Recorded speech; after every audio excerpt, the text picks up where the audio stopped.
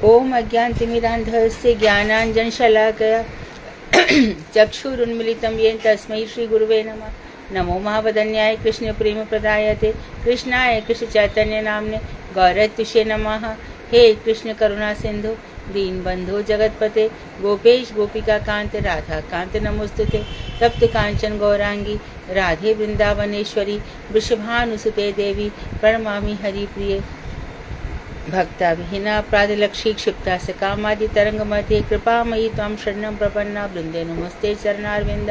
वांशाकृतरुवश्य कृपा सिंधुवेव च पतितानां पावनेभ्यो वैष्णवेभ्यो नमो नमः।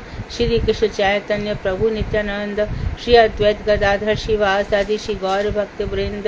हरे कृष्ण कृष्ण कृष्ण हरे हरे, हरे राम राम राम हरे हरे। मैं सर्वप्रथम मध्य गुरुपाद पद्म परमाराध्यतम निधर प्रविष्ट ओम विष्णुपाद अष्टोत्तर श्री भक्ति वेदांत नारायण गोसाई महाराज मध्य शिक्षा गुरुपाद पद्म परमाराध्यतम निधर प्रविष्ट ओम विष्णुपाद अष्टोत्तर श्री भक्ति वेदांत श्री वामन गोसाई महाराज के चरण कमलों में अनंत कोटि दंडवत प्रणाम कर उनकी अति कृपा की वांछा करती हूँ। मैं ग्रंथराज मणि श्रीमद भागवता मणि माला हृदय रचेता ओम विष्णुपाद चित्तन श्री भक्ति ठाकुर के चरणार बिंदु में कोटि कोटि दंडवत प्रणाम कर उनकी अति कृपा की कामना करती हूँ। मैं उपस्थित सभी वैष्णवियों के चरणों में यथायोग्य वंदन अभिवादन दंडवत प्रणाम करते हुए हम भक्ति के विचार पढ़ रहे हैं और बहुत सी ऐसी बातें हमें समझ में आ गई कि जो आत्मा है बस वही एक सत्य है और बाकी सब जो है वो माया रचित है, माया के द्वारा रचित है। ये शरीर, ऐश्वर्य, धन, कुल और जितनी भी साइंस, ये सब माया द्वारा रचित है। तो भगवान का एक खेल है, माया भगवान का एक खेल है। लेकिन ये निश्चित है कि जीव, जगत और माया ये भगवान की विभूतियाँ हैं। जैसे जीव भगवान से निकला करते हैं ऐसी जगत भगवान से प्रकट होता है, उसी तरह से माया भी प्रकट होती है। ये सब एक साथ रहेंगे। हम सोचे कि माया हट जाए खाली जीव रह जाए, ऐसा नहीं हो सकता। जगत भी रहेगा, जीव भी रहेगा, माया भी रहेगी। तुलसीदास जी ने कहा था कि मान लो लक्ष्मण जीव है, राम ब्रह्म है, सीता माया है। इसी तरह से तो भगवान की माया के बीच में जीव को जीना है, उसमें उसके कई प्रकार की चीज़ें, वस्तुएं आ जाती हैं, है ना। तो अब जीव कोई कर्मी बन जाता है, कोई ज्ञानी बन जाता है, योगी बन जाता है, कोई भक्त बन जाता है।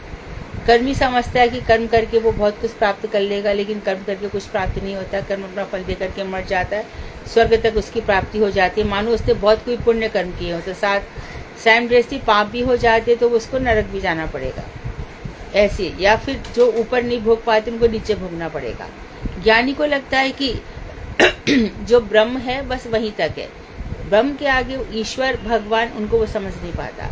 और योगी परमात्मा, तो परमात्मा में पर योगी ये समझ लेता है कि मैंने माया को जीत लिया है। कैसे?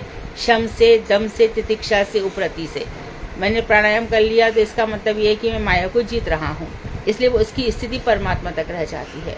और बाकी जो भक्त है वो भगवान के साकार रूप को मानता है, भगवान की लीलाओं पर, भगवान के अवतारों पर, भगवान के चरित्रों पर उसका ध्यान जाता है, उसमें वो आनंद लेता है। तो भगवान की भी पूर्ण जो भगवान की जो पूर्ण एक्सप्रेशंस है भगवान की, वो भगवान में ही है। ब्रह्म और परमात्मा में वो आंशिक रूप से है। तो पूर्ण जो भगवान की व्यक्त अवस्था है वो इसमें है। तो हम इन सब चीज़ों को जान रहे हैं, यही तत्व ज्ञान है। तो तत्व ज्ञान से समझ में आता है भगवान, भगवान की लीला, भगवान के अवतार, भगवान के चरित्र और भगवान को प्राप्त करने के लिए साधन, उपनिषद, शास्त्र, भागवत, वेदांत, ये सब भगवान के हमें बताया जाता है कि किन किन साधनों से भगवान को प्राप्त किया जा सकता है। अब बता रहे हैं साधकों को बहिर्मुख लोगों का संग पूरी तरह से नकार देना चाहिए, त्याग देना चाहिए। बहिर्मुख यानी बहिर्मुख माया, माया में जो रमे हुए हैं। तो हम कितनी बार स्पष्ट रूप से बता दे रहे हैं कि भक्ति कर रहे हो तो भक्तों की बात सुनो, संसार के लोग थोड़ी कहेंगे।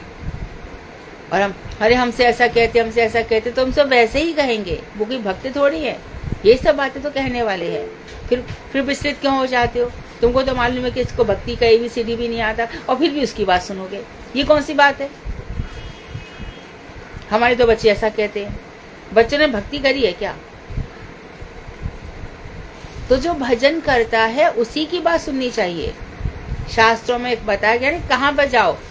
भगवान गीता में क्या कहा? तत्वदर्शियों के पास जाओ, वहां पे जाके के प्रणाम करो, प्रणिपात करो, उनकी सेवा करो और उनको प्रणिपात प्रणाम और प्रश्न पूछो, उनसे प्रश्न पूछो, तब वो तुमको सब बताएंगे।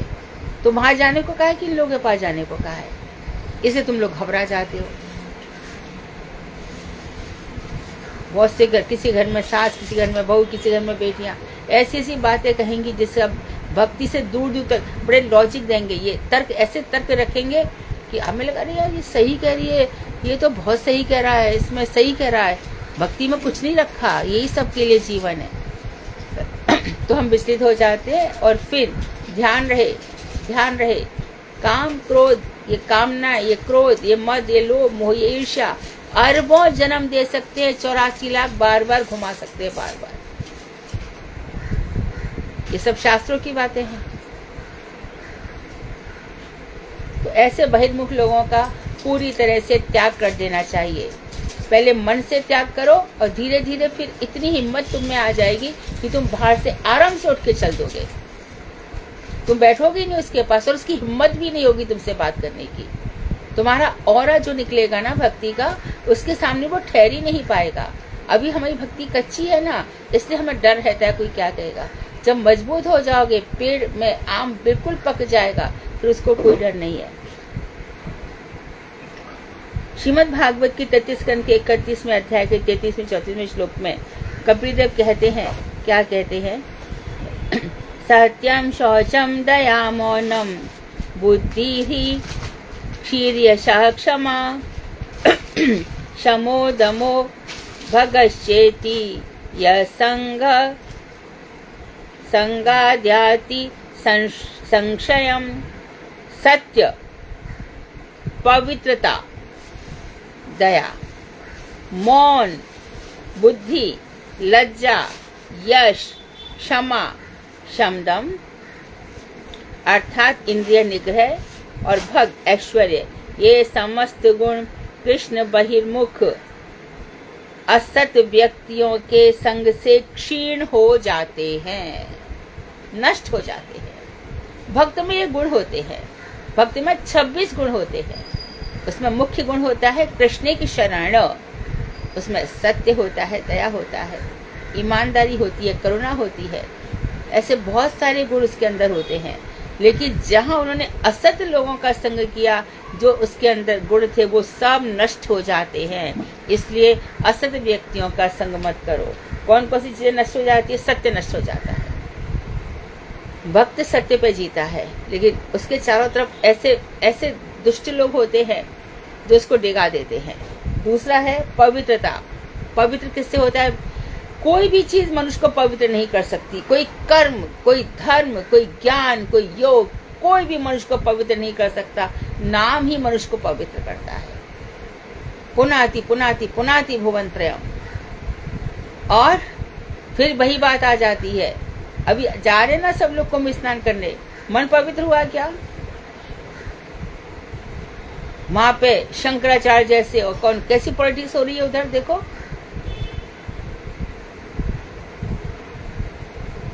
स्नान करने से मन पवित्र हो जाता तो फिर तो बात ही क्या थी। तो भगवान को कहना पड़ा समस्त शास्त्रों में कि कल्पवास करके भी 1 महीना यहाँ रहोगे तो 1 कल्प के बराबर है। कुंभ स्नान कर लो, लेकिन एक गोविंद का नाम लो, एक, वो उससे कहीं बढ़कर है। पवित्र नहीं कर सकता। हाथी स्नान है, हाथी स्नान, वहां पे गए, नहाए, फिर वही कथा जो सब लोग सुनाते ही है। पार्वती ने शिव से कहा, ये सब पुरानी कथा है, कि अब तो सब पवित्र हो गए, अब क्या है? सारी यमराज की चिंता हो जाएगी कि अब नरक तो आएगा ही नहीं कोई, सब स्वर्ग जाएंगे, बैकुंठ जाएंगे। तो शंकर जी बोले ऐसा नहीं है, नहाया तो वही है। तो वो है ना कथा, एक एक करके नहाते चले गए। पार्वती बूढ़ी औरत बन गई, युवा औरत थी, और भगवान शंकर बूढ़े और रोगी बन गए। इनको वही हाथ लगाएगा जिसने कोई पाप ना किया हो। एक एक करके सबको अपने पाप याद आ रहा है गंगा नहाकर, खाली एकमात्र व्यक्ति ऐसा निकला जिसने कहा मैं करे भी होंगे पाप तो क्या हुआ, गंगा तो मैं नहा ही लिया हूं। ऐसे भाग रहे हैं, दौड़ रहे हैं जैसे पता नहीं कौन सा बड़ा एक बहुत बड़ी उपलब्धि हासिल हो जाएगी। कम से कम 70% लोगों की तो गंगा हंसी मजाक है, वहां पे बस पानी में भीग गए और आनंद आ गया। तीर्थ तो उसको कहते हैं ना जहाँ पे बैठ के थोड़ी कथाएं हो भगवान की, महिमा बताई जाए ठाकुर जी की और ठाकुर जी से कनेक्शन हो जाए। तो ऐसा कहाँ हो रहा है? तो सत्य, पवित्रता, दया उसकी नष्ट हो जाती है। ये तो जीव प्रति दया, हर जीव के प्रति दया होती है। सबसे बड़ी दया क्या है? उसको भगवान के चरणों में लगा जाना। तो खुद ही जब टूट रहा है तो दूसरों को क्या लगाएगा? मौन, मौन मतलब व्यर्थ की बातें नहीं करता है भक्त। वो मुख जब ही खुलता है जब हरी चर्चा होती है। पर चर्चा में उसका मुख नहीं खुलता। पर चर्चा में सामने वाले व्यक्ति के सारे गुण दोष हमारे अंदर प्रवेश कर जाते हैं। तो हमने सामने वाले व्यक्ति को भगवान से ज़्यादा इम्पोर्टेंस दे दी और उसी की चर्चा करते रहे और उसके जितने भी दुर्गुण थे सब हमारे अंदर आते चले गए। कहाँ से घुस गए पता ही नहीं चला। और ठाकुर जी की चर्चा की ही नहीं, जिससे सारे हमारे पाप नष्ट होते। बुद्धि क्षीण हो जाती है, क्योंकि जय कृष्ण भजे से ही बड़ो चतुर। बुद्धिमान तो वही है जो कृष्ण का भजन कर रहा है। लज्जा है ना, जो भक्त है उसको एक लज्जा रहती है। आप देखो दैन्य, जहां पर दैन्य है वही भक्त है। आत्मश्लाघा, अपनी प्रशंसा करना भक्ति नहीं है, ये गुण भी नहीं है। बात बात में कारण ढूंढो कहाँ पे हम अपनी प्रशंसा कर सकते हैं। अच्छा, तो लज्जा चली जाती है और व्यक्ति अपनी, अरे मैं गुरुजी का सबसे प्रिय था, गुरुजी मेरे प्रति बहुत ध्यान रखते थे। तो तेरे ध्यान रखते तो तेरे गुण तो दिख नहीं रहा है तेरे अंदर, ये सब गुण तो दिखने चाहिए ना। यश, उसका यश नष्ट हो जाता है धीरे धीरे। ये चीजें तुरंत नहीं होती, पर धीरे धीरे 5-10 साल में दिख जाती है, बिल्कुल खत्म हो जाता है। शम दम, शम कहते हैं मन के निग्रह को, मन शांत हो जाता है। दम कहते हैं इंद्रियों के निग्रह को, इंद्रियां उसकी शांत, जो इंद्रियां शांत थी वो सब चंचल हो जाती है। और क्या होता है? इंद्रिय निग्रह और ऐश्वर्य, ये समस्त गुण। ऐश्वर्य क्या? भक्त जहां पर भी रहेगा उसको कोई कमी नहीं रहती है। हम समझते हैं कि ये बेचारे को खाने पीने को ऐसा कोई कमी नहीं रहती, ये सब ऐश्वर्य उसके। तो समस्त गुण कृष्ण बहिर्मुख व्यक्तियों के संग से क्षीण हो जाते हैं। असत व्यक्ति जो हैं उनका संग मत करो, कभी भी मत करो, उठ के चल दो। और बता रहे, तेष्वा शांतेषु मूढ़ेषु खंडितात्मा स्वसाधुषु संगम ना कुर्यात् शोच्येषु योषित क्रीड़ा मृगेषु च। आत्मविनाशी, जो भजन नहीं करता उस अपनी आत्मा का ही सत्यानाश कर रहा है। क्या करेगा तू भैया, क्या पालेगा? अलेक्जेंडर ने क्या पा लिया, हुमायूं ने क्या पा लिया, बाबर ने क्या पा लिया।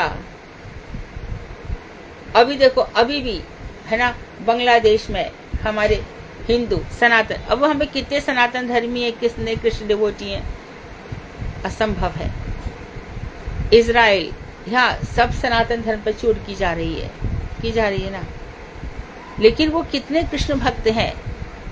कृष्ण, इस पर ध्यान देना पड़ेगा। तो जो भक्ति नहीं कर रहा है, अच्छा सनातन धर्म में आपसे तो कहूँ कि सनातन धर्म का पालन खुद कर नहीं रहे। सनातन धर्म कहता है कि सबको एक समान समझो, और हमने तो क्या किया, कथा भागवत करी, सबका पैसा इकट्ठा कर लिया और इकट्ठा करके अपने घर मंदिर ये सब क्या मठ ये सब बनवा लिए। ये कैसा है? क्या पा लिया हमने? और सब पे रौब जमा दिया। अरे वो महाराज तो बहुत बड़े हैं, क्या बड़े, बहुत बड़ा मठ है, ईट पत्थर से मठ बनता है क्या? साधु अपने आप में ही मठ होते हैं, अपने आप में एक संस्था होते हैं, जहां खड़े होंगे वही भक्ति वितरण करेंगे, वहीं पर। महाप्रभु क्यों आए? क्या जरूरत थी कृष्ण को यहाँ आने की? ये जगत उनके लायक है क्या रहने लायक? क्या था जगत में आने के लिए? तो भी भगवान आए। प्रेम दान दे देता हूँ कुछ लोगों को, कुछ मेरे सामने रहेंगे, और जो कुछ ऐसे लोग हैं जो मेरे सामने नहीं आए, वो मेरे बाद मेरे नाम संकीर्तन से तर जाएंगे। तो वो आत्मविनाशी हैं जो और भगवान का जो करता है तो करता है, भक्तों की जो निंदा करता है वो तो समझो खत्म, बिल्कुल खत्म, कुछ भी नहीं है उसके अंदर, खाली धौंकनी चल रही है बस। ये है आत्मविनाशी। असाधु, साधुता इनके अंदर दूर दूर तक नहीं है, साधुता है ना। त्रापि सुनिचेन तरुपि, वृक्ष से भी अधिक सहनशील होते हैं साधु, वो होते ही नहीं इनमें। अशांत, हमेशा मन चंचल रहता है। यहाँ पे बैठी है, ध्यान रहेगा कौन आया, इसमें से कौन, ये कहाँ से आए, अरे ये तो बहुत पैसे वाले लग रहे हैं, ये इसी में उसका दिमाग चलता रहेगा, और फिर उसी हिसाब से अपना कैलकुलेशन करेगा, कैसे मिलूं, कैसे क्या करूं। तो बस असाधु हो पड़ता है। और मूढ़ स्त्रियों के क्रीड़ा मृग, स्त्रियों के हाथ के खिलौने जैसे व्यक्तियों का संग नितांत ही शोचनीय है। जो खुद तो स्त्री संगी का संग कभी नहीं करे, स्त्री का संग कर ले लेकिन स्त्री संगी का संग कभी नहीं करे, तो ये बहुत ही शोचनीय है। जानकर संपूर्ण रूप से त्याग देना चाहिए। साधक साधिक और स्त्रियों में अंतर समझ लेना भाई। पुरुष और साधक में अंतर है, सामान्य मनुष्य और साधक में अंतर है। जो भक्त हैं वो तो चिन्मय होते हैं, उनकी तुलना साधन स्त्रियों से नहीं करनी चाहिए। तो क्या संपूर्ण रूप से इनको त्याग देना चाहिए। यदि जीवन में उन्नत उठना है तो सबसे पहले त्याग दो। श्रीमद् भागवत के 33 स्कंध में कह रहे हैं, संगम न कुर्यात् प्रमदासु चातु योगस्य पारम परमरारुक्षुः सत्सेवया प्रतिलब्धात्मा लाभो वदन्ति या निर्यदवास्यस्य रबारमस्य होगा। जो भक्ति योग रूप योग के परमोच्च स्थान पर आरोहण करना चाहता है, जो चाहता है अब भगवान से भक्ति योग हमारा हो गया, कर्म योग से भी ऊपर ज्ञान योग, ज्ञान योग से ऊपर भी भक्ति योग, भक्ति से युक्त हो जाना। योग मतलब जुड़ जाना, कोई कर्म से जुड़ता है, कोई योग से जुड़ता है, भक्ति से जुड़कर जो भक्ति योग रूप योग के परम उच्च स्थान पर, बहुत ऊंचे स्थान पर आरोहण करना चाहते हैं, अर्थात मुझे बहुत अच्छा डिवोटी बनना है। प्रहलाद ध्रुव तो ठीक है, मुझे गोपियों के जैसा बनना है। जब देखो जब कृष्ण चर्चा, सोते उठते जागते उठते बैठते, क्यों, मेरे भी प्राण वही है, जो सबके प्राण है वही मेरे प्राण है। कहाँ जाऊं कहाँ पाऊं मुरली बदन। श्रीमन महाप्रभु भक्त अवतार में ऐसे ही पुकारते हैं, वो तो मेरे प्राणनाथ, ये वंशी वदन। तो हम सबके प्राणनाथ वही हैं। भक्ति योग रूप योग के परम ऊंचे स्थान पर जो चढ़ना चाहते हैं, आरोहण करना चाहते हैं, उन्हें कभी भी प्रमोददायिनी स्त्रियों का संग नहीं करना चाहिए। जो स्त्रियां हंसी मजाक करती रहती हैं, बात बात पे ऐसी ऐसी बातें कहेंगी, सबका ध्यान खींचेंगी, उनको वहां पर एकदम शांत हो जाना चाहिए, उनका साथ कभी नहीं करना चाहिए। बस मठ में पहुंच गए, अरे प्रभु जी आज तो बड़े जम रहे हो, क्या हुआ? अरे प्रभु जी आज तो मुंह बड़ा उदास हो रहा है, कुछ खाए नहीं क्या? कुछ ले आऊं क्या बना करके? ये सब जो चर्चाएं हैं, ये कभी भी ब्रह्मचारियों के साथ नहीं करनी चाहिए, कभी नहीं।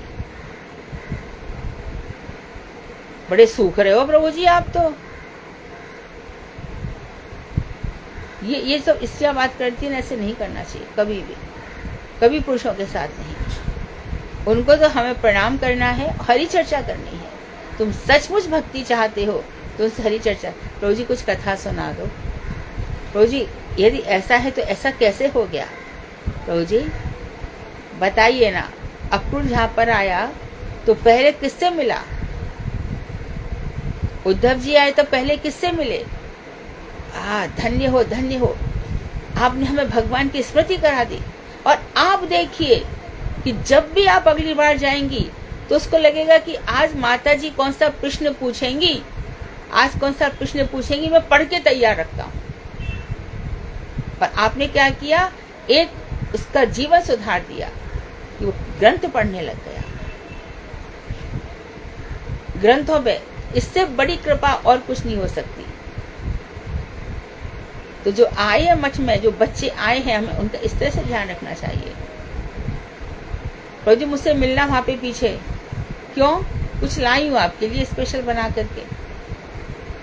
बस ऐसे मत करो। सब घर छोड़ करके कितने जीवनों के बाद यह जीवन, ध्यान रखो, एक बात का ध्यान रखो, सब ध्यान रखो, जब तक कि सन्यासी नहीं हो जाते, ऊर्ध्वरेता नहीं बन जाते, जब तक कि मंजरी भाव नहीं आ जाता, तब तक इस संसार में आना ही पड़ेगा। और हम ही जब सन्यासियों प्रभु जियों का जीवन खराब कर रहे हैं, तो हमारा तो पहले से कितने जीवन बर्बाद हो गए। किसी का हक नहीं है किसी दूसरे का जीवन बर्बाद करने का। जब कभी मठ में सुनने को आता है कि प्रभु जी उस लड़की के साथ, दुख होता है, क्यों आई ये लड़की यहाँ पर।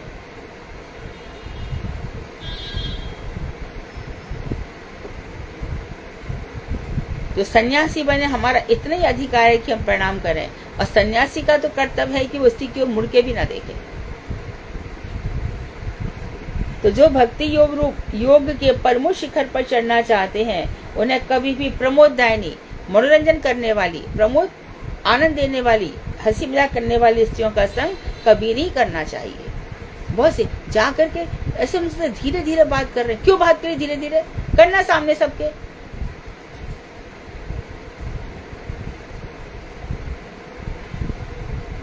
गुरुदेव तो बिल्कुल ही पसंद नहीं करते थे। महाराज जी को कोई पंखा झलने लग जाए, ऐसे कुछ कर, अरे मैं घर पर सब इसलिए आया था क्या यहाँ पर। और कोशिश तो हम सब की यही होनी चाहिए, हम सब की, चाहे वो स्त्री हो चाहे पुरुष हो, कि कभी दूसरे की किसी प्रकार की सेवा ना ले। जो हम समझते हैं ना कि नौकर चाकर है हमारे घर में, अगले जन्म में उनकी नौकरी करनी पड़ेगी, ये भगवान का हिसाब है ना, बड़ा गड़बड़ है। जब तक कांटों में उलझा के नहीं रख देता, कृष्ण को चैन नहीं पड़ता। मेरे पास आओ एकदम निर्मल मन से, साफ मन से, सेव्य एकमात्र मैं हूं, तुम सब मेरे सेवक हो।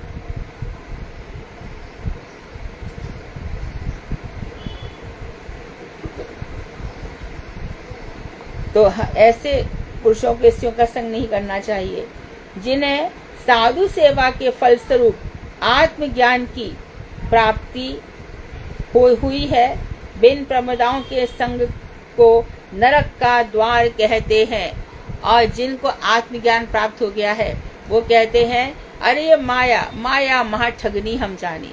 इन स्त्रियों का कभी संग नहीं करना चाहिए, क्योंकि इनका संग नरक का द्वार है। क्यों? क्योंकि काम वासना जो है वो अरब अरब जन्म दे सकती है, जब स्त्री हो जब पुरुष हो। इसलिए शम दम तितिक्षा उपरति, और ये सब कैसे नष्ट होंगे, बिना कृष्ण भजन के नष्ट नहीं हो सकती।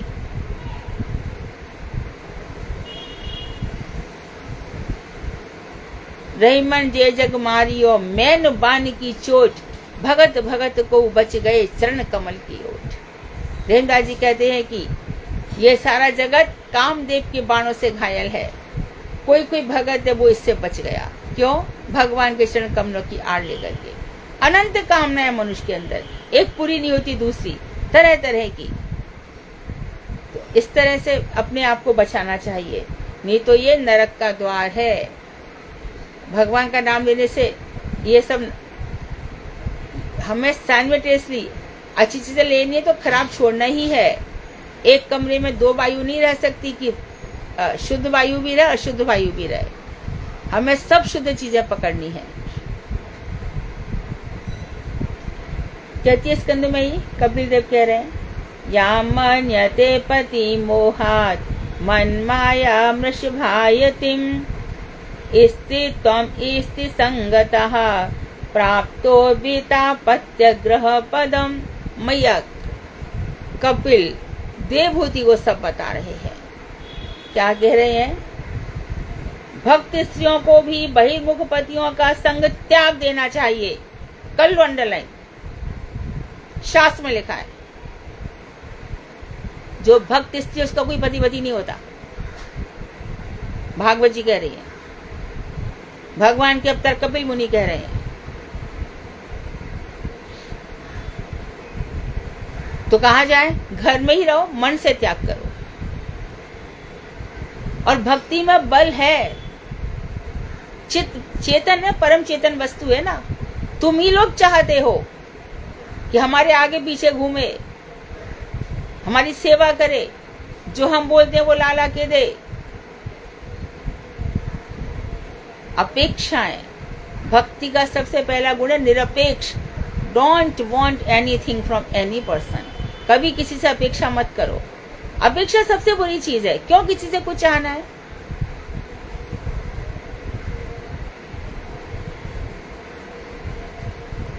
मैं एग्जाम्पल देती हूँ ना, मेरे को भी तो इतने सारे लोग नहीं पता है, लिमिटेड हम लोग तो घर में ही सब लोग रहते ही है ना। तो मेरी दादी तो बहुत बड़ी भक्त हो गई है।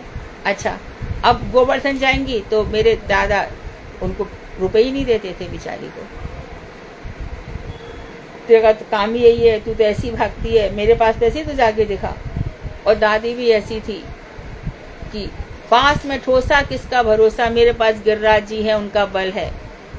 तो 2, 4, 6, 8 रुपए जो कुछ भी उनके पास होता था, 10, 20 भगवान ही जाने, लेकर के बस में बैठ जाती थी। और ये पुष्टि मार्ग संप्रदाय की परिक्रमा पहले बसों में नहीं जाती थी। तो जैसे गोवर्धन है तो गोवर्धन से उनको गोवर्धन में देनी है, पावन सरोवर जाएंगे तो पैदल ही जाएंगे, ऐसे करके तो चली गई। बाद में खुद ही लगा कि वो कैसे रहेगी, क्या होगा। तो कहने लगे कि बाबा पैसा तो है ना, कुछ दे आओ। तो सबने कहा बिल्कुल सही बात है, वो तो अच्छी काम के लिए गई है, आपको देना चाहिए था। और फिर भाग के दे के आए। जैसे चिंता मत करो, 1000 हाथों से कृष्ण रक्षा करते हैं। स्वार्थ का संग क्या संग हुआ? पग पग पे स्वार्थ है। ये मुझे देगा, ये मैं मठ में दूंगी। अरे मत दो ना, भजन करो।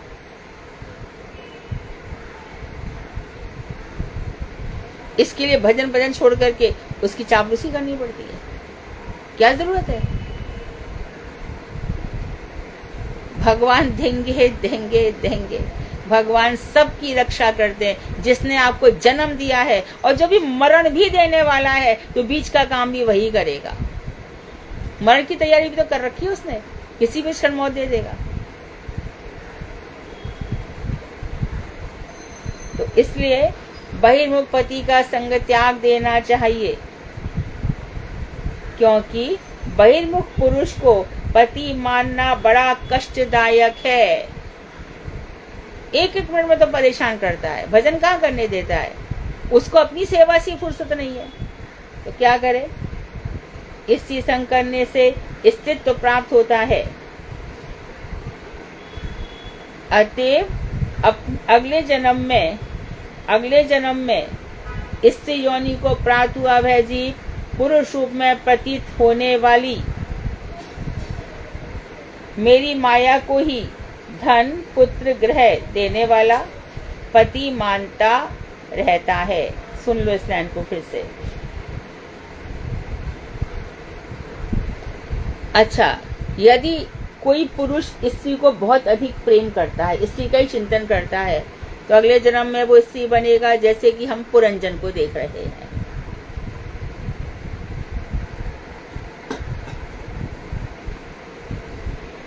विदर्भ देश की राजकुमारी बनकर आया, पुरंजनी का चिंतन करता रहता, तो स्थिति प्राप्त होता है। 1 पॉइंट। अतएव अगले जन्म में, इस जन्म के बाद अगले जन्म में क्या होगा? स्त्री योनि को वो प्राप्त होगा। अब जो स्त्री योनि को प्राप्त हो गया, जो पुरुष, हम कभी स्त्री कभी पुरुष बन रहे हैं चिंतन करने के, अब वह क्या करेगा? वह जीव जो स्त्री योनि को प्राप्त हो गया, वह जीव पुरुष रूप में प्रतीत होने वाली मेरी माया को ही, तो अब जो मेरी माया है, जो उसको पुरुष रूप में प्रतीत हो रही है, अर्थात माया ने उसको इतना जबरदस्त पकड़ रखा है, तो मेरी माया को ही धन पुत्र घर देने वाला पति मानता रहता है। मेरी माया ही। तो यानी कि अब ये जो कर्म कांड बनाए ना, अरे धनतेरस के समय बाहर मत जाना, लक्ष्मी पूजा होगी, मेरे घर की लक्ष्मी तो तुम ही हो गया काम। लक्ष्मी ऐसे घर घर भटक रही है, सदाचार का ठिकाना नहीं, झूठ सा सारे दिन बोलती उसमें लक्ष्मी का वास होगा। और पुत्र रूप धन पुत्र ग्रह देने वाला पति मानता है, अर्थात उस जो स्त्री है तो उसको क्या बोलते हैं, मेरी माया, उसको पुरुष रूप में देखता है, ये माया मुझे सब कुछ देने वाली है। और माया पुरुष अर्थात मेरी माया के द्वारा पुरुष शरीर को प्राप्त उसका पति वृषभ साढ़ के समान आचरण करता हुआ पतित्व का अभिमान करता है, अपने को पतित मान लेता है, साढ़ की तरह दिन भर चिल्लाता है, जाने क्या क्या उसकी चाह होती है। ये भगवान को सब पता है, फिर भी दुनिया ऐसी बना दी। देखो खुद ही तो कह रहे हैं। और यदि इससे अपने पति को साढ़ कहते तो घर में कितना बड़ा कलेश हो जाएगा, पर खुद कह रहे हैं तो कुछ नहीं होगा। तो जो देखो कोई भी हो, पति पत्नी ये सब भगवान ने बना दिए हैं। दो ही लोग हैं, पुरुष है या स्त्री है, इनका जोड़ा भी बना दिया है, कोई बात नहीं, लेकिन भगवान के भजन के लिए बनाया है। हमारे भक्ति विनोद ठाकुर ने विवाह करके यही दिखाया।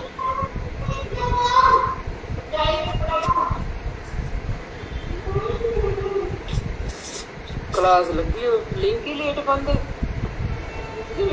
कौन है ये? आशा दीदी स्पीकर ऑफ करिए, आशा दीदी, और ये वीडियो ऑफ करिए। ज्योति दीदी, ज्योति दीदी वीडियो ऑफ करिए प्लीज। ज्योति दीदी आपका वीडियो कर दिया मेरी कृष्ण। ठीक है। तो वृषभ के समान उसका व्यवहार होता रहता है। बेचारा पुरुष स्त्री में कोई ना कोई गुण ढूंढ करके घर में रहने की कोशिश करता है। स्त्रियां भी, अरे मेरा पति है बेचारा, पति है बेचारा, और कितने लॉजिक दे करके उसकी से कहीं तो उसमें सुख ढूंढती है, कोई ना कोई गुण मिल जाए, लेकिन होता नहीं। वह सब मोह है, मोह, खाली मोह माया है। इन सब में आसक्ति रखना अत्यंत हानिकर है।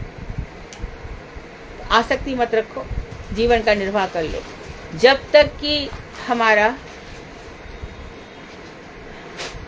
भक्ति में योग नहीं हुआ तब तक सब ठीक है, और भक्ति योग होने के बाद तो गोपी भर्तु पदयो दासानुदासाहा। गोपी जो गोपियों के पति हैं, उन भगवान श्री कृष्ण के हम दासों के अनुदास हैं। बताओ तो कौन सा भक्त है ऐसा, या कौन सी ऐसी भक्तिन है जिसका जीवन चला नहीं हो। पशु पक्षी के पालन में भी आसक्ति नहीं करनी चाहिए। अब बताओ कहाँ लिखा है गौ पालन करो?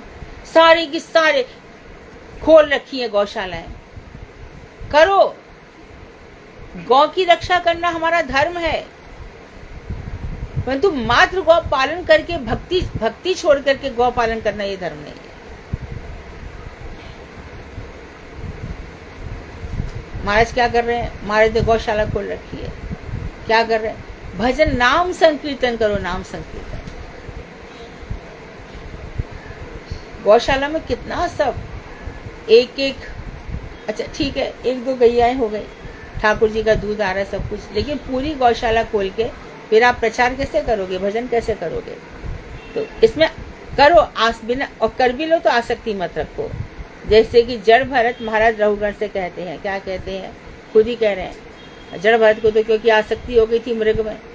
अहम पुरा भरतो नाम राजा विमुक्त दृष्ट श्रुत संग बंदा आराधनम भगवत इहमानो मृगो भवम मृग संग धतार्ता। मैं पूर्व जन्म में भरत नामक राजा था, दुष्ट दृष्ट तथा श्रुत, दृष्ट देखे हुए तथा श्रुत सुने हुए, ऐहिक और पारलौकिक दिख रहे हैं वो इस लोक के हैं, और सुने गए वो पारलौकिक है।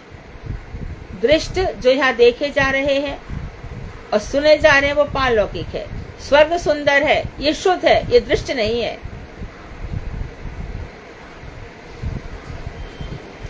और हम देखते हैं कि भैया अंडमान निकोबार और कौन कौन से ले, ये सब बहुत सुंदर है, दृष्ट है। तो समस्त विषयों में मैं विरक्त हो गया था। ना मुझे पारलोक की कोई आकर्षण था, न इस जगत का आकर्षण था। मैं भगवान की आराधना के उद्देश्य से शालग्राम क्षेत्र में तपस्या करने लगा। गंडकी नदी के किनारे शालग्राम क्षेत्र में मैं तपस्या करने लगा। वहां एक मृग शावक, हिरण का बच्चा, उसके प्रति मैं आसक्त क्या हो गया, मेरा उद्देश्य विफल हो गया तथा मैं खुद ही मृग बन गया। अभी रिसेंटली गुरुदेव के समय की कथा है। माँ बेटी, तो बेटी माँ से, माँ बेटी से बहुत प्यार करती। तो जो गैया मर गई उसको वो लड़की बहुत प्यार करती थी, तो गैया पहले मर गई, वही गैया उसकी मैया बन करके आई। इसलिए परिवार जो है ना, कहीं कीट कहीं का रोड़ा, भानुमति ने कुनबा जोड़ा। ये जो परिवार है ना, ये कुछ नहीं, अपने कर्मों का ही फल है। हम ही आपस में एक दूसरे से कनेक्टेड है, कुछ लेन देन चल रहा है। अभी भी किसी के साथ लेन देन है तो अगले जन्म में फिर तैयारी कर लो, उसका भोग भुगतान तो करना ही पड़ेगा भाई। तो इसके लिए मैं मृग बन गया था। चौथे स्कंद के 31वें अध्याय में कह रहे हैं, ना भजती कुमनीषेणाम सा इज्जाम हरिधन धनात्म धन प्रियो रसज्ञाः श्रुत धना कुल कर्मणाम मदैर्य विदधाति पापम किंचनेषु सत्सु। पांडित्य, विद्वता, धन, कुल और कर्मों के मद में उन्मत्त होकर जो अकिंचन वैष्णवों के प्रति तिरस्कार रूपी पाप कर्म करता है। मेरे पास बहुत धन है, मैं बहुत विद्वान हूँ, मैं अच्छा बोल सकता हूँ, मैं अच्छा लिख सकता हूँ, मैं अच्छा कह सकता हूँ, ऐसा पांडित्य, मैंने बड़े शास्त्र पढ़ रखे हैं, मुझे बहुत श्लोक याद है, ये कितने ही प्रकार के पांडित्य हैं। फिर धन, भगवान ने धन और खूब सारा दे दिया। और इसके बाद कुल, मैं ब्राह्मण वंश का हूँ। अरे मैं ब्राह्मण भी ऐसा वैसा नहीं हूँ, सारस्वत वंश का हूँ। कुल और कर्मों के, है ना, कौन से कर्म, मैंने धर्मशालाएं बनवा दी, मैंने सरोवर बनवा दिए, मैंने बगीचे बनवा दिए, बहुत कुछ काम करता हूँ मैं। जगह जगह भंडारे खुलवा देता हूँ, वहाँ पे मैंने अंधों के लिए जगह खोल रखी है, विकलांगों के लिए यहाँ कर रखा है। बहुत बहुत सारे कर्म है मेरे, कोई गिनती नहीं है। तो इन कर्मों के मद में उन्मत्त पागल हुआ है जो अकिंचन, और वैष्णव कैसे रहते हैं, दीनहीन निष्किंचन बनकर। क्यों? क्योंकि उनका समस्त प्रेम है भगवान श्री कृष्ण के प्रति। उनके सारा धन, वैष्णव संसार में अकिंचन होकर रहते हैं, उनका सारा धन क्या है, कृष्ण प्रेम। तो सबसे बड़े वेल्दी तो वही है। अकिंचन वैष्णवों के प्रति तिरस्कार रूपी, जो उनका तिरस्कार रूपी पाप कर्म करता है, ऐसे कुबुद्धि परायण व्यक्ति की पूजा निर्धन के आत्मधन प्रिय निष्काम भक्तों को ही अपना धन और प्रिय मानने वाले तथा रसज्ञ भक्तों के प्रेम रस को जानने वाले श्री हरि कभी भी स्वीकार नहीं करते। तो ऐसे जो कुबुद्धि प्राण व्यक्ति है, उनकी पूजा भगवान कभी स्वीकार नहीं करते, नहीं करते, नहीं करते। आप वैष्णव का तो अपमान कर दो और भगवान के लिए आपने लाखों रुपए का फूल बंगला बनवा दिया और एक वैष्णव का अपमान कर दिया, खत्म, सब खत्म। भगवान ने पूजा स्वीकार ही नहीं की।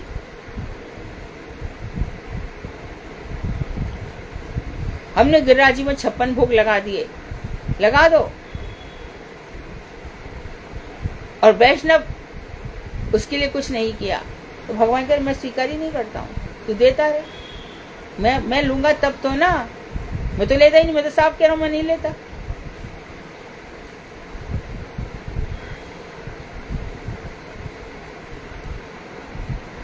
भगवान के सामने प्रसाद रखा था, बराबर है, आर्य समाजी दयानंद है ना, वहां पे पाठ कर रहे थे, ध्यान में लगे थे। ध्यान में लगे तो उन्हें देखा एक चूहा आया, और चूहा आकर के वहां से एक लड्डू ले गया। एक ऐसा भगवान है, अपनी रक्षा ही नहीं कर सकता, मैं ऐसे भगवान को नहीं मानता।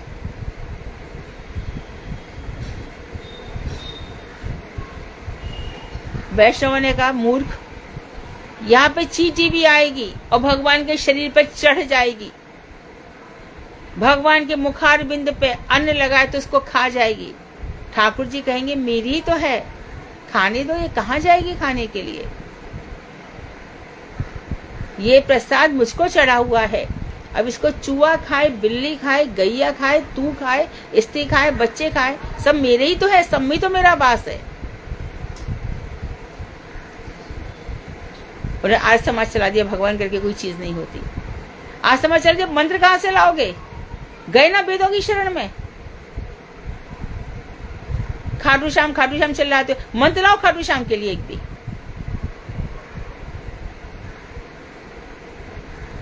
उनकी पूजा करने जा रहे हैं, कौन से बल पे पूजा कर रहे हो? किस शास्त्र में लिखा है?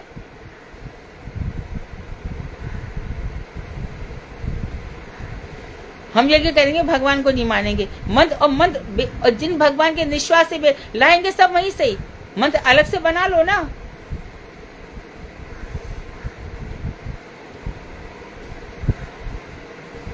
कोई मरता है, जीता है, पंडित जी, अब पंडित जी याद आए, दिन रात पूरे जीवन पंडित के साथ खूब हंसी मजाक किया। अरे पंडित जी आधा आधा हमें दे दो, पंडित जी बहुत पैसे मिले, थोड़ा हमें भी दे दो। और उसी पंडित को कर्मकांड के लिए कोई मर जाए तो अब पंडित का तिरस्कार करे हो, संस्कार नहीं कर पाते हो, इलेक्ट्रिसिटी का एक बटन दबाए, खत्म हो गया संस्कार। तो जो हम कर्म करें उसका फल भी तो मिल ही रहा है ना हमें। रास्ता सब ऐसे ही चलता है, ना शव है, ना विमान है, ना कुछ भी है। तो उनका तिरस्कार करने से बड़ी भारी दुर्गति है, और कई जन्मों तक है। अच्छा बुरा सबके साथ होता है, पर बुरी स्थितियों में हंसना मजाक करना ये ठीक नहीं है। करोड़ों जन्मों का हिसाब ले लेंगे ठाकुर जी, उनकी बात नहीं मानी तो तिरस्कार रूपी पाप कर्म करता है। उसका क्या होता है? ऐसे कुबुद्धि व्यक्ति की पूजा भगवान, क्योंकि भगवान कौन है? निर्धन के आत्मधन प्रिय, अर्थात निष्काम भक्तों को अपना धन और अपना प्रिय मानने वाले।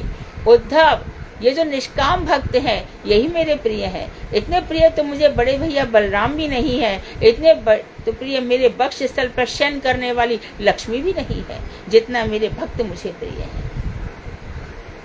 मैं वैष्णवों का धन हूँ, मैं उनका सब कुछ हूँ। मेरे भक्त निष्किंचन रहते हैं, वो किसी से कुछ नहीं चाहते, और उन्हीं का तिरस्कार। तथा रसज्ञ, भक्तों के प्रेम रस को जानने वाले, और भगवान रसज्ञ। कौन सा भक्तों का कौन सा रस का आस्वादन कर रहे हैं भगवान? तू लगा ले 56 भोग, लेकिन एक भक्त ठाकुर जी के प्रेम में एकदम आंसू से प्रभावित हो रहा है। कहाँ जाऊं, कहाँ पाऊं? हे मुरली बदन, हे बंशी बदन, राधा कृष्ण प्राण मोर जुगल किशोर, जीवने मरणे गति आर नहीं मोर। सुखावसाने इदमेव सारम, दुखावसाने इदमेव गेयम, देहावसाने इदमेव जाप्यम, गोविंद दामोदर माधवेति। सुख आया क्षणिक, चला गया, राधे राधे। दुख आया क्षणिक, वो भी खत्म हो गया, और शरीर ये भी आज था, कल खत्म हो गया। इसलिए गोविंद माधव दामोदर माधव का ही भजन करो।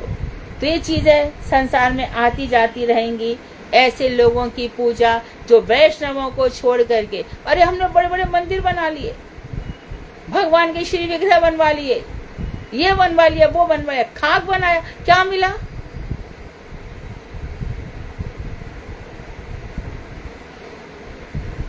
पहले तो अहम छोड़ो, किसने बनाई पता भी नहीं चलना चाहिए।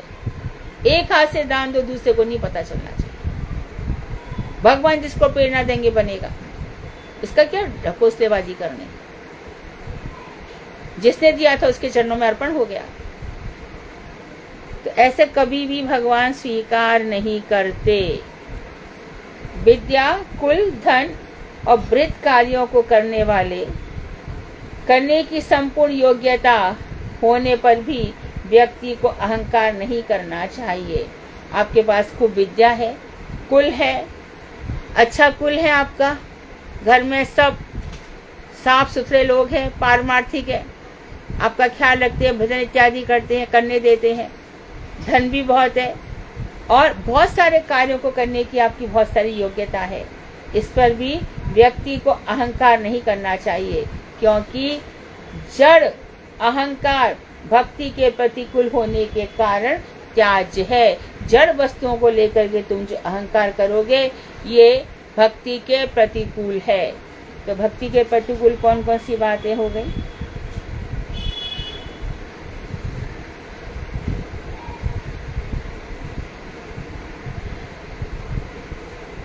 अगला टॉपिक कर लेंगे। वांछा कर्तृवैश्य कृपा सिंधु। कल कुसंग का आएगा, प्रहलाद जी कहेंगे अपने साथियों से। कुसंग बहुत बड़ी चीज है, 1 मिनट में भक्ति का सारा महल धराशायी हो जाता है। इसलिए अलर्ट रहो, ये मेरे काम का है कि नहीं है। ये व्यक्ति जो बात कर रहा है सीधे तुरंत एक चल भाग यहाँ से, कोई जरूरत नहीं है। क्या जरूरत है उसको खड़ा करने की? मोह किस लिए?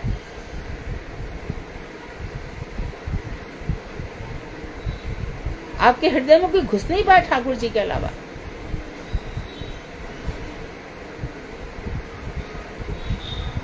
वांछाकल्पतरुवैश्य कृपा सिंधुभ्येव च पतितानां पावनेभ्यो वैष्णवेभ्यो नमो नमः।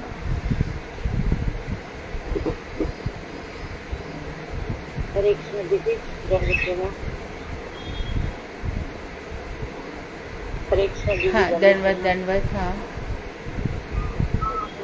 दीदी, आपने अभी बोला मतलब खाटू श्याम के लिए बोला ना आपने। हाँ बोला ना। तो जो हाँ मैंने दीक्षा ली है, मैंने गुरु पदाश्रय भी किया है।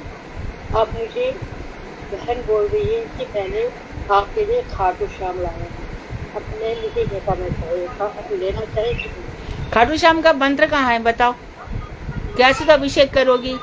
उनके तो ना हाथ है ना पैर है, ना वो बंशी बजा सकते हैं, ना कुछ मैं तो बोलो आगे। मैं क्या करूँ?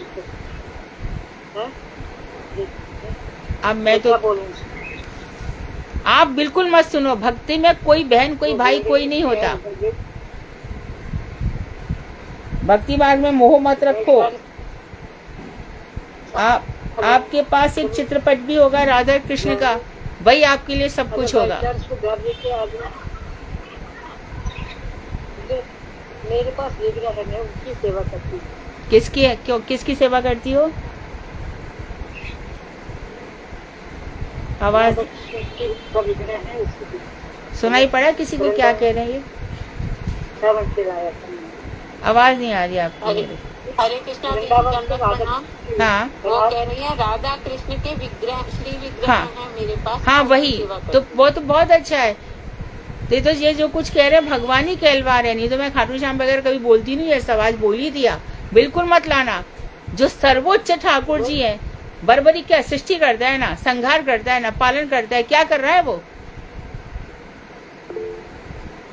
वही मैं सोच रही हूँ, अब अगर वो बाई चांस मुझे लेकर आ गई तो मैं क्या करूँगी?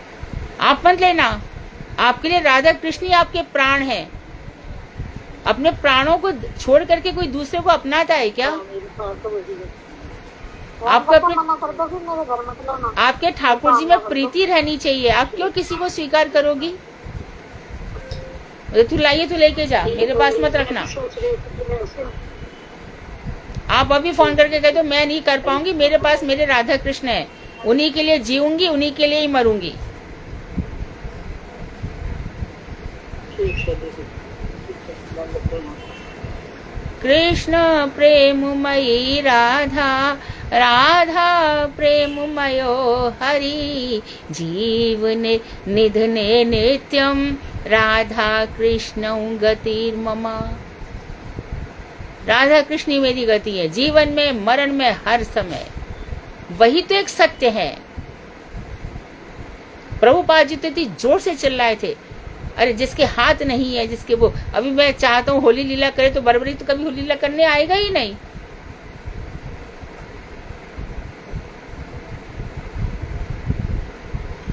होली के गीत तो गाओ, तो क्या होली खेलेगा? शाम मेरी भीगा चुनरिया, कहाँ से भीगी? कौन से प्रेम रस में भीगी? कुछ चलाया ही नहीं उसने। कृष्ण से जुड़ो। औरन को अचरा नहीं पकड़त, औरन को अचरा नहीं पकड़त, जाकी मोई से लग रही लागरी, जाने कैसो चटक रंग डारो, मेरी चूनर में लग रहो दागरी, जाने कैसो चटक रंग डारो। अरे भगवान से, उनसे कितना, क्यों 10 देवताओं से आपको बात करनी है? कहाँ पे बताओ, किस शास्त्र में लिखा है, किस पुराण उपनिषद में लिखा है, किस वेदांत में लिखा है, कहाँ पे लिखा है खाटू श्याम?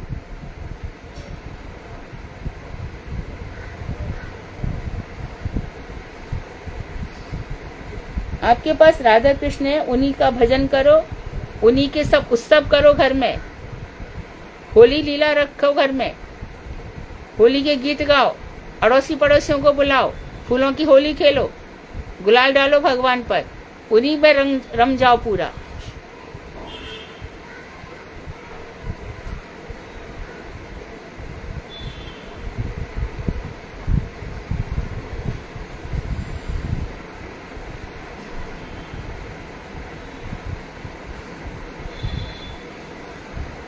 जाप आप कर नहीं सकते, खाटू श्याम का कोई मंत्र नहीं है, कोई जप नहीं है, कोई ध्यान नहीं है, कुछ भी नहीं है। और हो तो तुम लाख बना लो, मंत्र का क्या है? वेद प्रमाण नहीं है, भागवत प्रमाण नहीं है, ऐसे को हम क्यों माने? कहाँ, कौन से लोक में जाओगे? खाटू श्याम किस लोक में रहते हैं? क्या पालोगे? बोलो, मर के कहाँ जाओगे?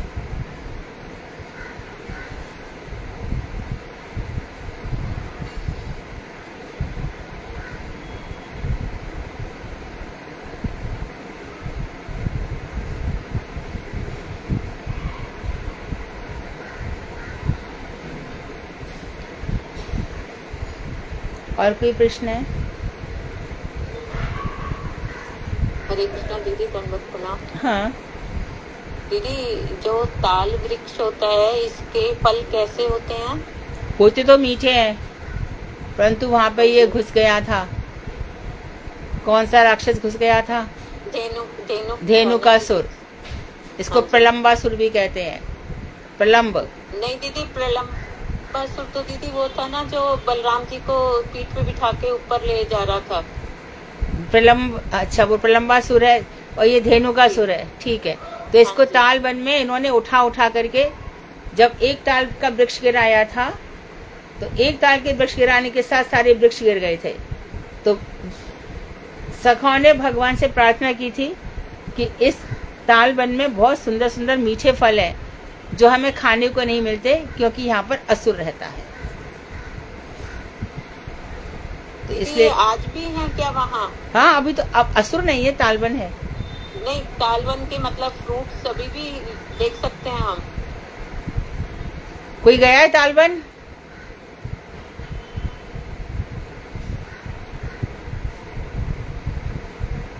तालवन में ताड़ के वृक्ष तो हैं, फल है कि नहीं उसमें मुझे इतना आइडिया नहीं, वृक्ष तो अवश्य है।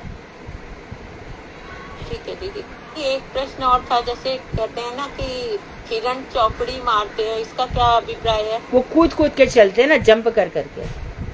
अच्छा, और गैरिक धातुएं कौन सी होती हैं दीदी? गैरी, गेरुआ। जो हमारे आपस में सबके लेकिन घरों में दीदी, ये होता है। धातु तो नहीं होती है, तो मिट्टी नहीं होती है दीदी। मिट्टी को क्या धातु नहीं कहते हैं?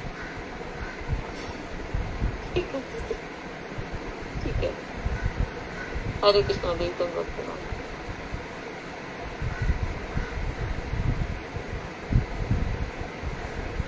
दीदी एक क्वेश्चन और था, जैसे हम बात करते हैं कि प्रलय काल में त्रिभुवन जो है वो जल में डूब जाता है, तो क्या बाकी जो नीचे के लोग हैं या ऊपर के लोग हैं वो बचते हैं या सारे ही डूब सब जाते हैं? सब और कहते सब केवल सब डूब त्रिभुवन जाता है के ही सब। त्रिभुवन का केवल मतलब है वैकुंठ और उसको छोड़कर। बैकुंठ गोलोक थोड़ी, को। बैकुंठ कोई माया के अधीन है क्या? वही मैं कह रही हूँ, वैकुंठ और गोलोक आप को सब वही छोड़कर कह रहे हो, सारे तो प्रश्न डूब क्या जाते है हैं। फिर बताओ ना। दीदी मेरा प्रश्न ये था कि जब हम पढ़ते हैं तो उसमें हम ये पढ़ते हैं कि प्रलयकालीन जल में त्रिभुवन जो है वो डूब जाता है और सारे जीव जंतु जो हैं वो भी उसमें विलीन हो जाते हैं, बाद में दोबारा से सृष्टि होती है। तो मेरा प्रश्न ये था, जैसे 14 भुवन है तो हम 3 की ही बात क्यों करते हैं? तो मैं उसका ही उत्तर बोल रही हूँ आपको कि त्रिभुवन का हाँ जी। मतलब होता है कि पृथ्वी है ना, एक ये लोक हो गया, पृथ्वी के ऊपर के लोग और पृथ्वी के नीचे के लोग। आप ब्रह्मा, ये गीता में भी बताया गया है, ब्रह्म लोक से लेकर पाताल लोक तक ये सब डूब जाते हैं। ठीक है दीदी, अब क्लियर हो गया।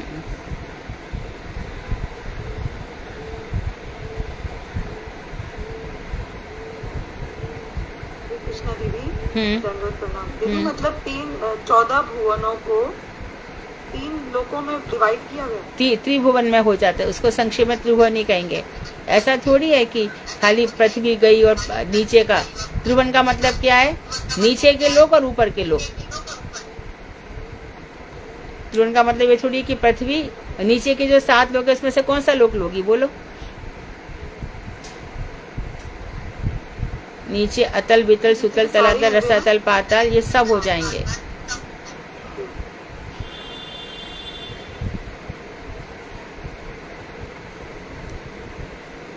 मैं लोग, भुवन लोग, जन लोग, तप लोग, सत्य लोग सब एक साथ चले जाते हैं। और जब ये होगी सुनामी, नहरें वगैरह, ये थोड़ा ही लोगों को, कोरोना आ गया, सुनामी आ गया, ये थोड़ी थोड़ी विपद है, इनसे कुछ नहीं होगा। ये खाली पृथ्वी पर आई। पृथ्वी विपदा कई बार आ सकती है।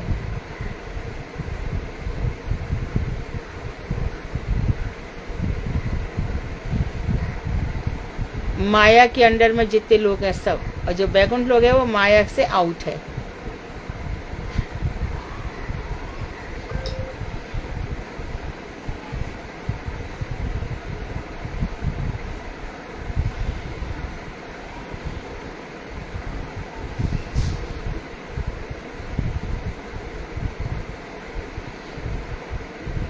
कोई और प्रश्न है?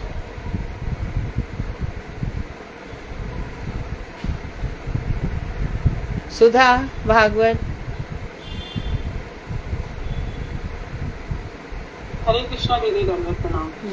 आज अच्युत प्रिया दीदी करेंगी दीदी कथा। तृतीय स्कंद चल रहा है हमारा, 24वां अध्याय। अच्युत प्रिया दीदी बोलिए प्लीज। और किसी ने हैंड रेस किया है, आपको कुछ बोलना है? जिन्होंने हैंड रेस किया है, योगेश प्रभु जी कुछ कहना है आपको?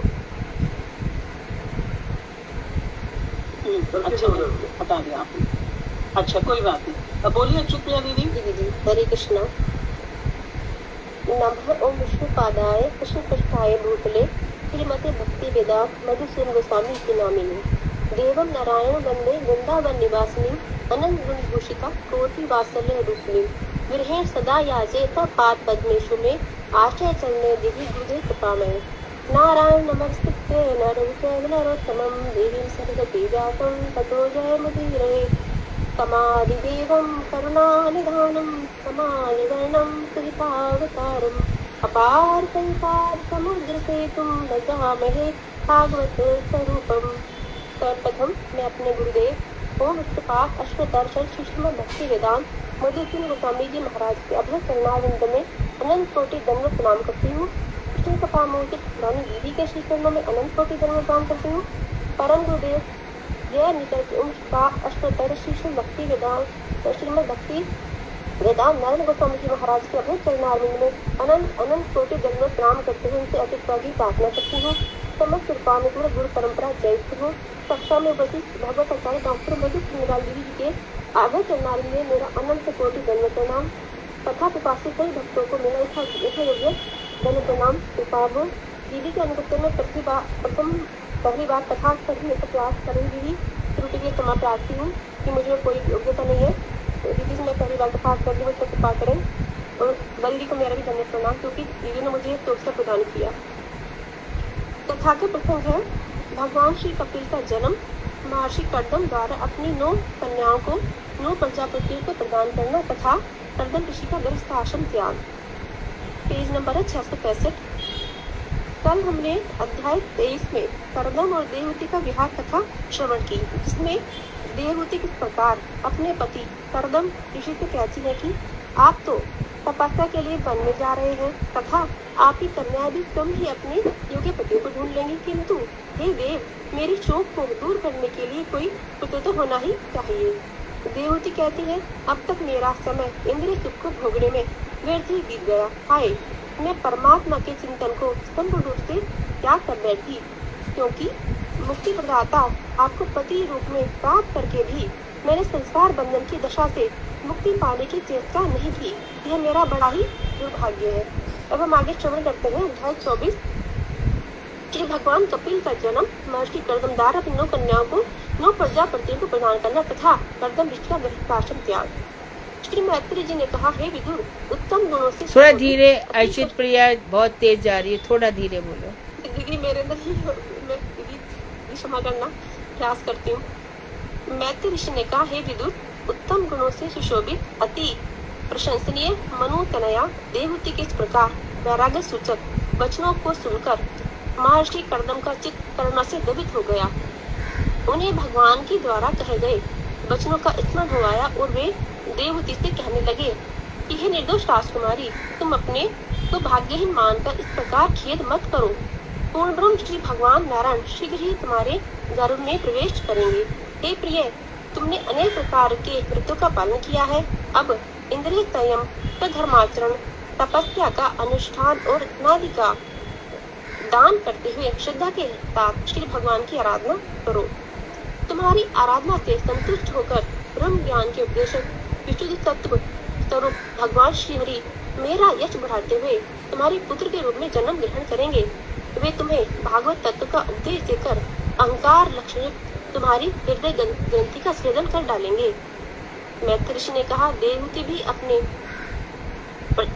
ने भी प्रजापति कर्दम के इन सब उपदेश वचनों को अत्यंत श्रद्धा के साथ सुना और उनमें संपूर्ण रूप से विश्वास रखते हुए जगत गुरु भगवान पुरुषोत्तम की आराधना करने लगी। देवहूति इस प्रकार आराधना करते हुए उन्हें बहुत समय बीत गया। अंतरंग भगवान श्री मधुसूदन कर्दम ऋषि के वीर्य का आश्रय लेकर अर्थात उनके भक्ति भाव से वशीभूत होकर देवहूति के पुत्र के रूप में इस प्रकार प्रकाशित हो गए, जिस प्रकार काष्ठ के भीतर रहने वाली अग्नि बाहर प्रकाशित हो जाती है। उस समय गगन में मेघ जलवर्षण करते हुए गरज गरज कर विविध प्रकार के बाजे बजाने लगे, गंधर्व गान करने लगे और अप्सराएं आनंद से नृत्य करने लगी। अंतरिक्ष में रहने वाले देवता अर्चित प्रिया पानी पियो।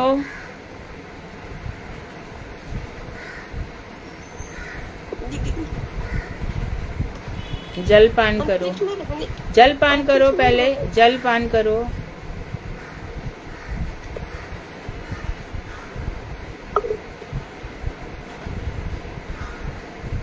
अंतरिक्ष में रहने वाले देवता दिव्य पुष्पों की वर्षा करने लगे और सभी दिशाओं में हर्ष व्याप्त हो गया। जलाशय का जल स्वच्छ हो गया और सभी प्राणियों के चित्त में प्रसन्नता छा गई। उसी समय ब्रह्मा जी ने मरीचि आदि ऋषियों को साथ लेकर सरस्वती नदी से गिरे हुए कर्दम ऋषि के आश्रम की ओर प्रस्थान किया। अब उन्होंने कहा, हे विदुर, स्वतः सिद्ध ज्ञान के प्रभाव से ब्रह्मा जी ने जान लिया कि सांख्य ज्ञान का विशेष रूप से उपदेश देने के लिए परब्रह्म जब भगवान ने अपने शुद्ध सत्य में अंश के रूप में जन्म ग्रहण किया है, तब ब्रह्मा जी निर्मल अंतःकरण से श्री भगवान के कार्यों की प्रशंसा करने लगे और प्रसन्नचित से करदम और देवबुद्धि से कहने लगे कि तुम दूसरों का सम्मान करने वाले हो। तुमने निष्कपट भाव से मेरे आदेश का भली भांति पालन करके मेरी यथा योग्य सेवा की है। गुरुजनों के आदेश को जो आज्ञा कहकर आदर के साथ प्रतिपालन करना ही गुरु सेवा है।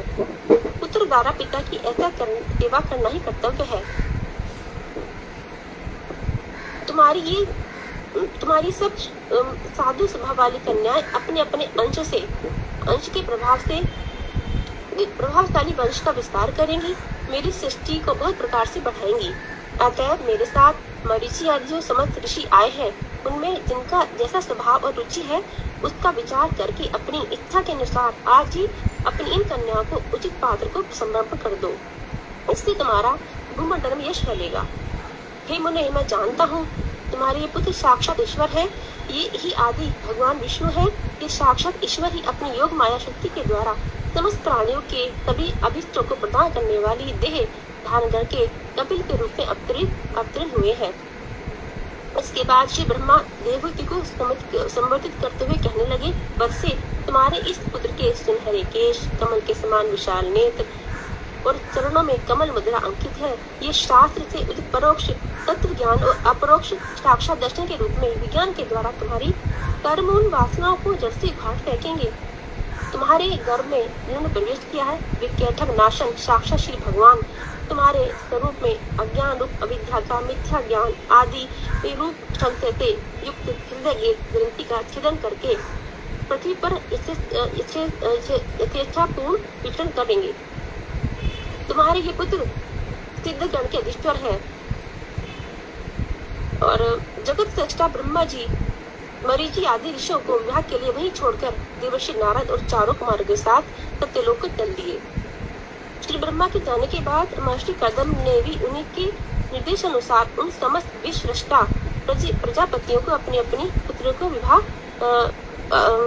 विश्वष्टा प्रजापति के साथ अपनी पुत्री का विवाह कर दिया।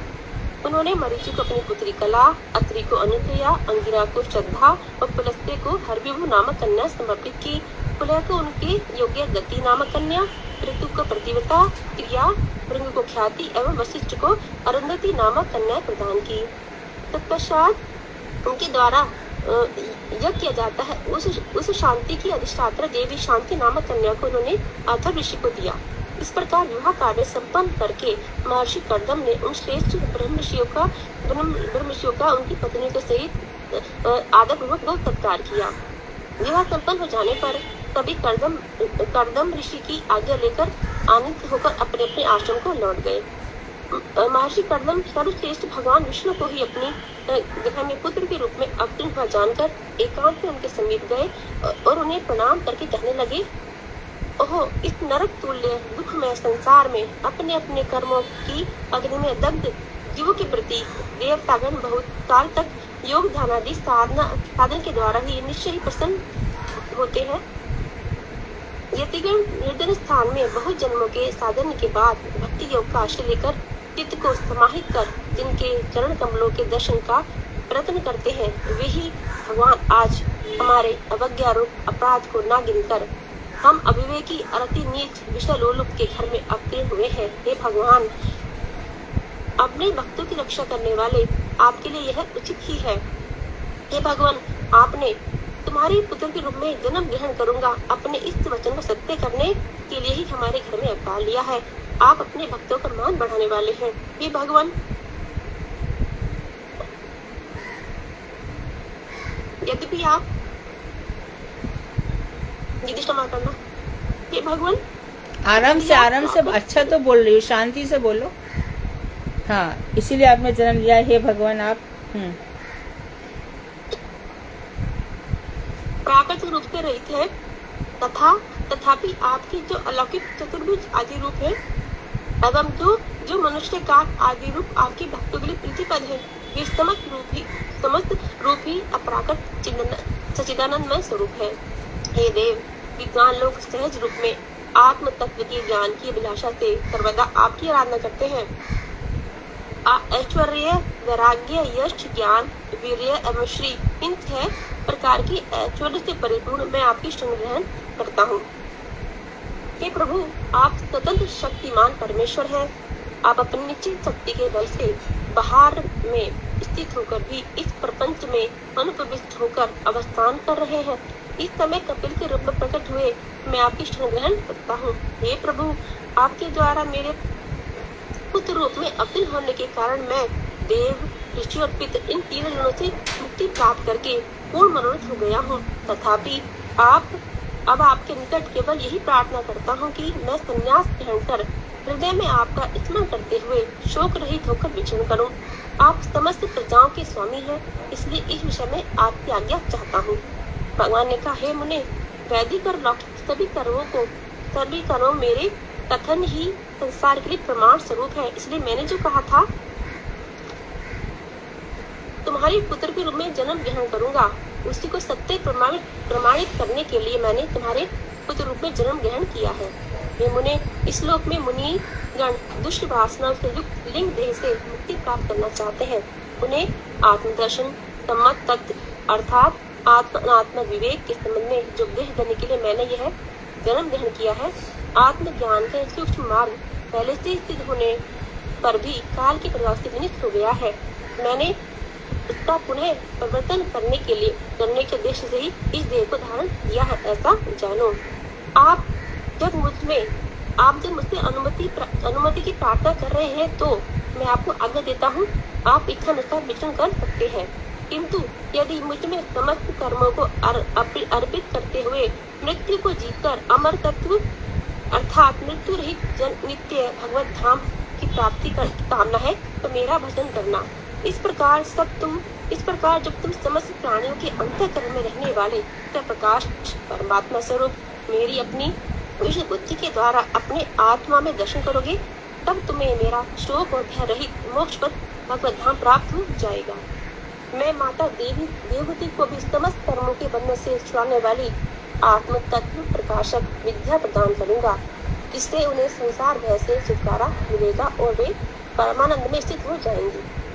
श्री मैत्री ऋषि ने कहा, भगवान कपिल देव के इस द्वारा समुचित वचनों के कहे जाने पर प्रजापति कर्दम ने उनकी परिक्रमा की और आनंद से वे वन में चले गए। मुनिवर कर्दम परमात्मा की शरणापन होकर मुनियों के अहिंसा आदि लक्षण युक्त संन्यास धर्म का अर्थ लेकर जन संग से रहित अग्नि अर्थात आहारादि की चेष्टा से शून्य और आश्रम का त्याग कर पृथ्वी पर पर्यटन करने लगे। तत्पश्चात कर्दम ऋषि ने सत असत अर्थात अमंगल और मंगल से अतीत प्राकृत गुणों से रहित होने पर भी सौंदर्य और माधुर्य और ऐश्वर्यपूर्ण गुणों के प्रकाशक पर ब्रह्म के में अपना चित्त निविष्ट कर दिया तथा एकांतिक भक्ति के प्रभाव से अति शीघ्र ही उन परम ब्रह्म का साक्षात्कार कर लिया। समदर्शी होकर सर्वत्र वे आत्मदर्शन करते थे। समस्त प्रकार के बंधनों से मुक्त होकर पराभक्ति के द्वारा उनका चित्त सर्वज्ञ और समस्त जीवों के आत्मा भगवान वासुदेव में आसक्त हो गया। उन्होंने देखा कि श्री हरि समस्त प्राणियों में परमात्मा रूप में अवस्थित है और समस्त प्राणी श्री हरि में अवस्थित है। इस प्रकार वे माँ भागवत की अवस्था को प्राप्त हो गए। वे राग देश से रहित और सर्वत्र बुद्धि होकर भगवत प्राण भक्ति योग के प्रभाव से भगवती अर्थात भगवान के पार्षद को प्राप्त हो गए। वांछा कल्पतरुभ्यश्च कृपा सिन्धुभ्यश्च पतितानां पावनेभ्यो वैष्णवेभ्यो नमो नमः। दीदी क्षमा चाहती हूँ दीदी, मेरे अंदर कोई योग्यता नहीं है दीदी, मैंने जैसे बोला दीदी क्षमा करना, गलती मैंने बहुत की है। तुम्हारी योग्यता कहाँ थी इसमें? तुम्हें पढ़ाई तो था, पढ़ने की योग्यता नहीं है तुम्हारे अंदर? दीदी बहुत मिस्टेक करी ना बीच में। कोई मिस्टेक नहीं, पढ़ना ही तो था। माता पिता ने बचपन से पढ़ाया, इतनी योग्यता तो हर किसी में होती है ना। कॉन्फिडेंट रहो, कॉन्फिडेंस लूज मत करो।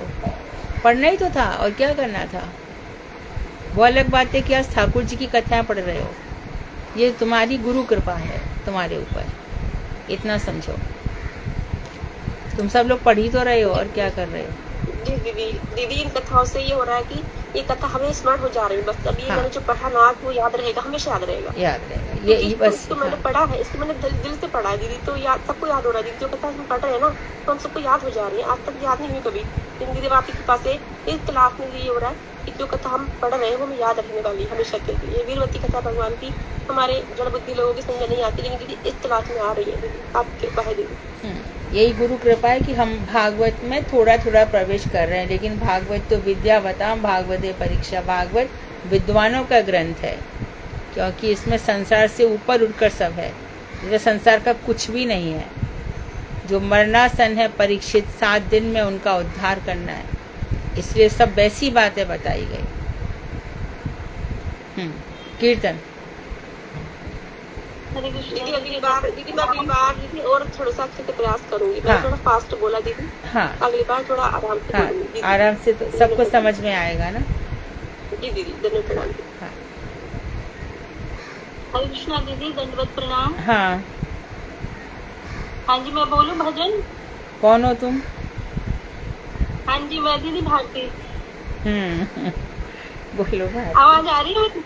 आवाज आ रही है? बहुत सुंदर गाया तुमने, बेनीता ने भी बहुत अच्छा गाया, तुमने भी बहुत अच्छा गाया। सबने सुना ना मरीची माला में इनका वृंदावन वाला भजन? नहीं सुना क्या? हाँ जी दीदी सुना। हाँ, बहुत अच्छा सुना गाया, दीदी सुना बहुत सुंदर गाया। विनीता ने, तो मैंने विनीता को बोला था, विनीता ने भेजा ही नहीं। भारती क्या सुना रही? होली का गीत? हाँ जी, होली का गीत सुना रही हूँ आज। हाँ सुना। किला गुरुदेव की जय हो। दीदी के चरणों में अनंत कोटि दंडवत प्रणाम, और सभी को मेरा यथा योग्य दंडवत प्रणाम। होली के रसिया की जय हो। मेरी चूनर में, हाँ मेरी चूनर में पड़ गयो दागरी, कैसो चटक रंग ढारो। हाँ मेरी चूनर में पड़ गयो दागरी, कैसो चटक रंग ढारो। हाँ यान कैसो चटक रंग ढारो। औरन को अचराना छुअत है, औरन को अचराना छुअत है। हो याती मोही से, हाँ याती मोही से, हाँ याती मोही से लग रही लागरी, कैसो चटक रंग ढारो। ओ मेरी चूनर में पड़ गयो दागरी, कैसो चटक रंग ढारो। या ब्रज में कितनी ब्रज सुंदरी, या ब्रज में कितनी ब्रज सुंदरी। हो ये तो मोही पे, हाँ ये तो मोही पे, हाँ ये तो मोही पे फेरे हाथरी, कैसो चटक रंग ढारो। हाँ मेरी चूनर में पड़ गयो दागरी, कैसो चटक रंग ढारो। बल बलदास वास ब्रज छोड़ो, बल बलदास वास ब्रज छोड़ो। ऐसी होरी में, हाँ ऐसी होरी में, हाँ ऐसी होरी में लग जाए आगरी, कैसो चटक रंग ढारो। मेरी चूनर में पड़ गयो दागरी, कैसो चटक रंग ढारो। आया ने कैसो चटक रंग ढारो। वावारे रसिया, वावारे छैला, हाँ हारे रसिया, हाँ हाँ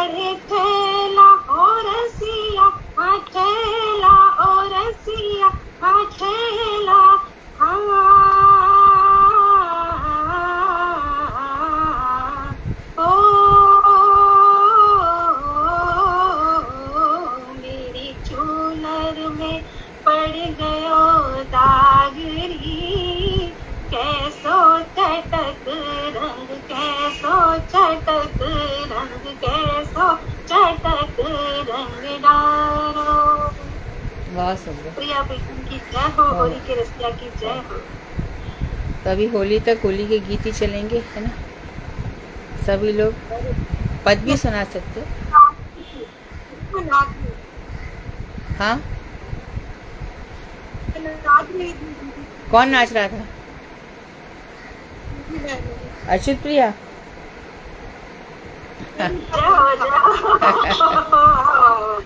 बहुत बढ़िया। बहुत सुंदर। अच्छा, बस खोलने वाली थी, दूसरे बच्चे मारे, मैंने खोला नहीं। तुम सभी लोग खोलने दे और दुगना मजा आता।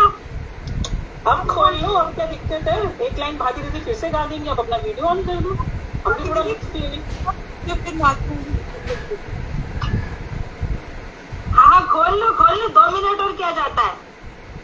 दीदी कल ठीक है, हरि बोल। वांक्षाकल्तरुवैश्य कृपा सिन्धुभ्येव च पतितानां पावनेभ्यो वैष्णवेभ्यो नमः। हरे कृष्णा दीदी। धन्यवाद। हरे कृष्णा दीदी।